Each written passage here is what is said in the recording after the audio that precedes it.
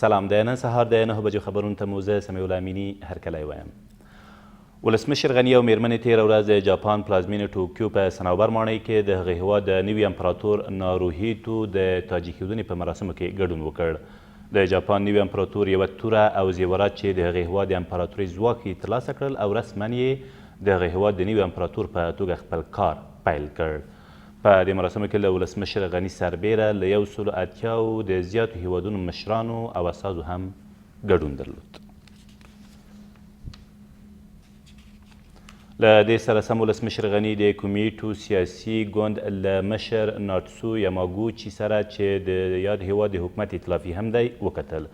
ښاغلي یاماګوچي په دې کتنه کې ژمنه وکړه چې ګوند به یې له افغانستان سره د همکارۍ په موخه د جاپان د حکومت د هر هغه پروګرام سیاسي ملاتړ وکړي چې د افغانستان د ودې لپاره ګټور وي. ښاغلي غني هم د یاد ګوند له مشر څخه له افغانستان سره د همکاریو په موخه د هغه له نیک نیته مننه وکړه او زیاته کړه چې افغانستان د جاپان په ګډون د سیمې او نړۍ له ټولو هیوادونو سره د دوستانه اړیکو او د همکاریو د لا پراختیا غوښتونکی دی.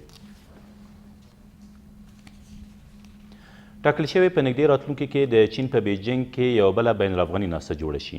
په قطر کې د طالبان د سیاسي دفتر ویاند وایي د افغانستان لپاره د چین ځانګړي استازي تیر ماښام په دوحه کې د یادې ډلې له سیاسي مرستیال ملا عبدالغني برادر سره په کتنه کې دوی ته هم په دې ناسته کې د ګډون بلنه ورکړې ده. د دوی په وینا دغه ناسته په مسکو او دوحه کې د شویو ناستو لړۍ ده او ټول ګډونوال به په هغې کې په شخصي توګه ګډون کوي او د افغانستان د مسلې د حل د لارو چارو په اړه خپل شخصي نظر وړاندې کړي. 15 کیلوګرامه تریاک د سمنګانو په مرکز کې د پولیسو له لوري کشف او ضبط شول.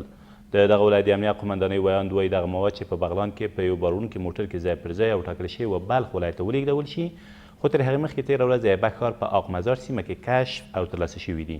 د نوموړي په وینا د دغو توکو د لیږد په تړاو 2 کسان هم نیول شوي دي. 35 کیلوگرم مواد مخدر تحت نام تریاک در یک اراده موتر باربری به شکل ماهرانه جاسازی شده بود. قرار بود این محموله مواد مخدر از ولایت بغلان به ولایت بلخ انتقال شود. در اثر تلاش‌های پلیس مبارزه با مواد مخدر فرماندهی پلیس سمنگان از ساحه آقمزار کشف و ضبط شده و در پیوند به انتقال این مواد مخدر 2 تن بازداشت شده است.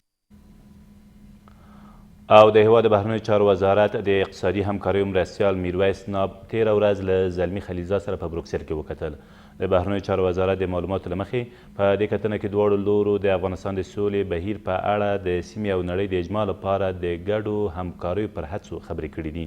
ویل کېږي دواړو لورو همداراز د افغانانو په مشرۍ د سولې بهیر په اړه پر ګډو هڅو ټینګار کړی دی. دا تر دې مهاله وروستي خبرونه، تر بیا مو الله مل.